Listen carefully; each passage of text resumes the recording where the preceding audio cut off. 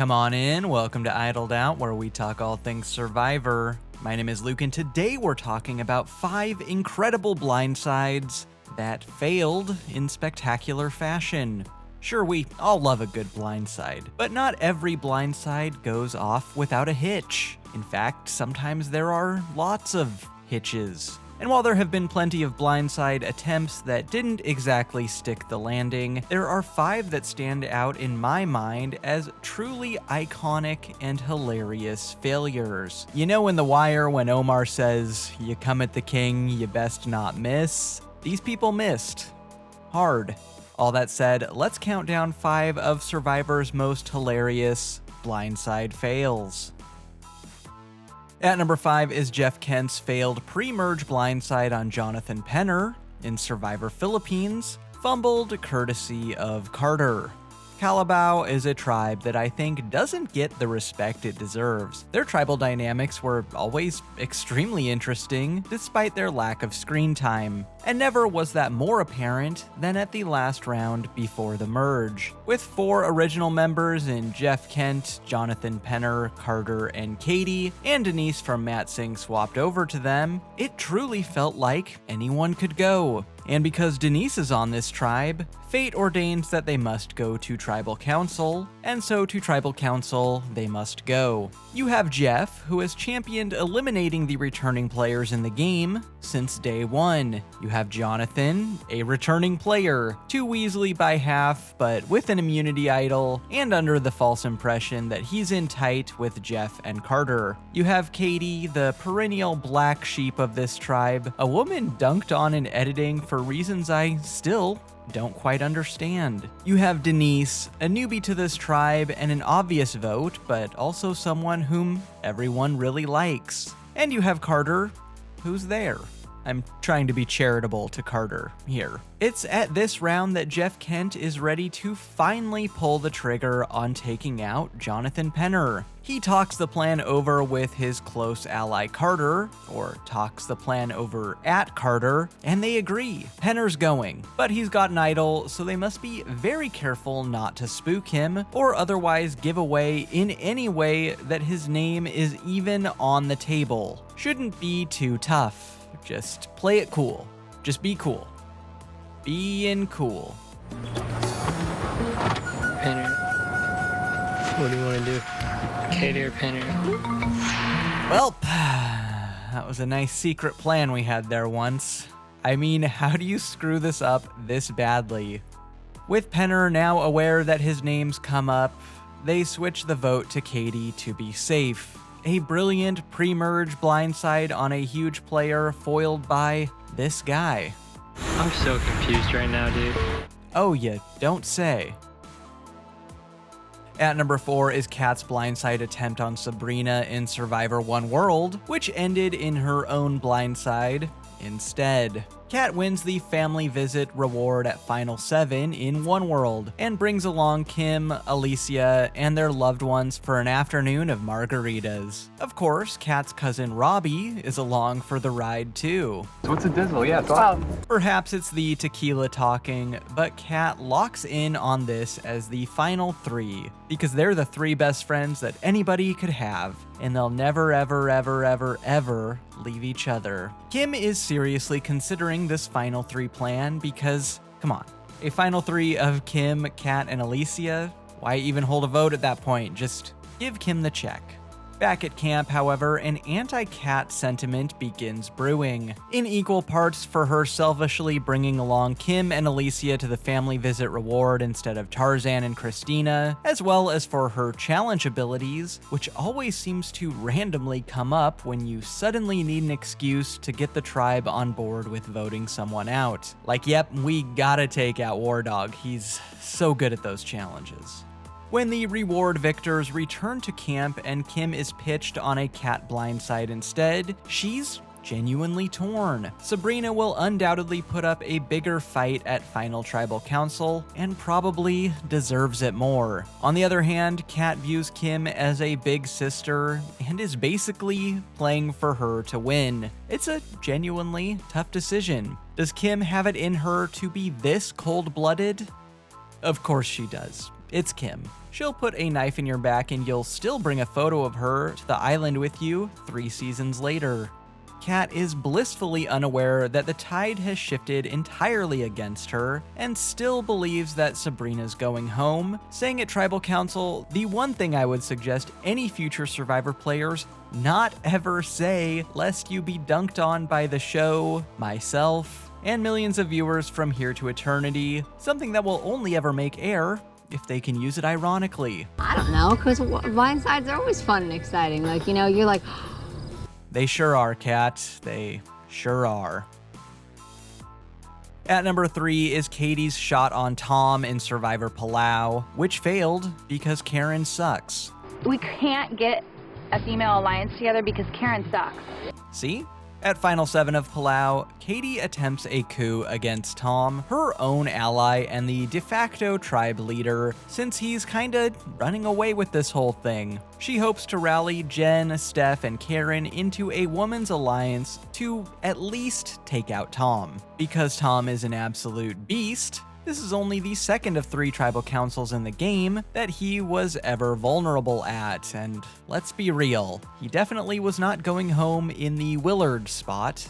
Katie still catches a lot of heat to this day for going to an unwinnable end with Tom and Ian, assuring an embarrassing final tribal blowout either way, but I mean, she tried. If she actually pulled this off, she still probably loses to Jen or Stephanie in the final 2, but at least someone on this tribe is trying to take Tom out. For a hot minute, it actually seems like it might work. Jen's down, a desperate Stephanie is very down. Now we just gotta get Karen on board for this thing. Shouldn't be tough. Right after Katie pitches her Tom blindside to Karen, Karen immediately runs off to tattle to Tom about it, who even acknowledges that it's a smart plan, actually, and probably in everyone's best interest, but his. He's actually pretty baffled why Karen is not only not going along with a plan that directly benefits her, but spilling the beans on it to him. Just a little wary of why Karen's giving me the information. You know, she'd be better off holding on to that information and just surprising me. With the plan foiled, Katie has to do major damage control here. She and Jen are forced back into working with Tom, Ian, and Greg. Stephanie's voted off, and Tom marches to an easy victory over Katie at Final Tribal Council. Karen actually ends up getting 5th place here, at least 1 spot lower than she'd finished if she actually just went along with the proposed women's alliance, but hey, who's counting? At number 2 is Lyro's bumbling attempt at blindsiding Tommy in Survivor Island of the Idols, ruined at Tribal Council by DK Chillin. Huh?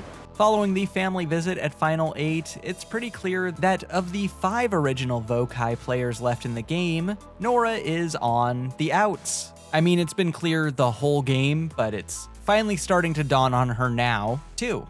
When Tommy and Janet win the family reward, they bring along Lauren and Dan, leaving a very heated Nora behind with the 3 Lyro players. This should have been a game-ending mistake for Tommy. It was not.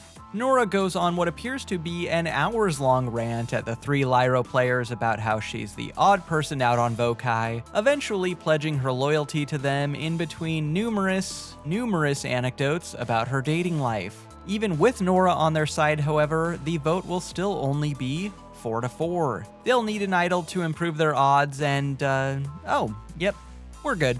The 4 of them agree to target Lauren, who is undoubtedly the biggest threat remaining in the game.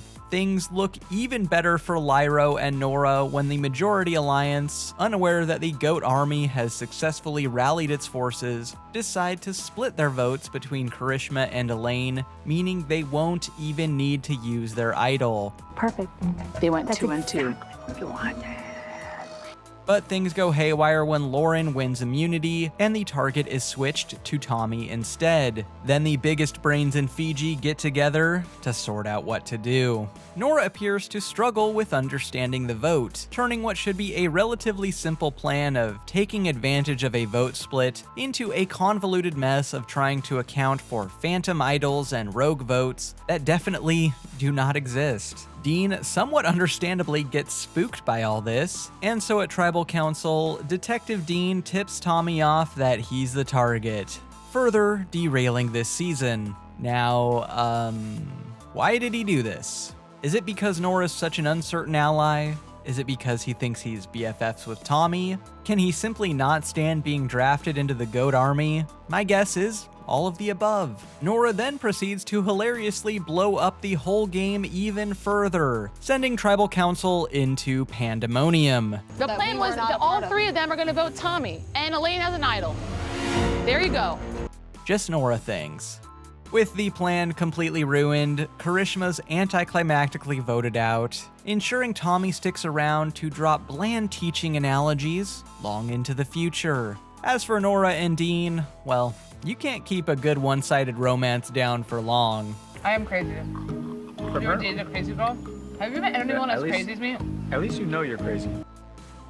The most hilarious failed blindside in Survivor history is Keith sticking to the plan in Survivor San Juan del Sur, where he accidentally idled out his own son. Alrighty, this is a fairly complicated vote, so bear with me. At Final 9 of San Juan del Sur, there's a majority alliance consisting of Natalie, John, Jacqueline, Missy, and Baylor, and a minority alliance consisting of Keith, Wes, Reed, and Alec. Reed incredibly manages to worm his way into the majority alliance as a double agent, convincing them that they need to split votes between Keith and Wes at the next tribal council to account for Keith's idol. It's actually kind of a great plan. Reed's super underrated. If it works and they send John home, at Final 8, the two alliances will be deadlocked 4-4, but Reed's alliance will have the upper hand with an idol in their back pocket. Taking out John here would be a blindside for the ages. Reed's alliance, however, wasn't full of, the savviest Survivor players. Because John has an idol, like the vote earlier in Philippines, the plan's success is contingent on the target not having any clue that they're in the crosshairs. At Tribal Council, Reed goes hard at Keith to throw John off the scent, because as far as the majority alliance knows, Reed's 100% with them. But Keith is baffled by this, confused as to why his own ally is throwing him under the bus. So he just decides to remind Reed of their little super secret alliance. Maybe Reed forgot.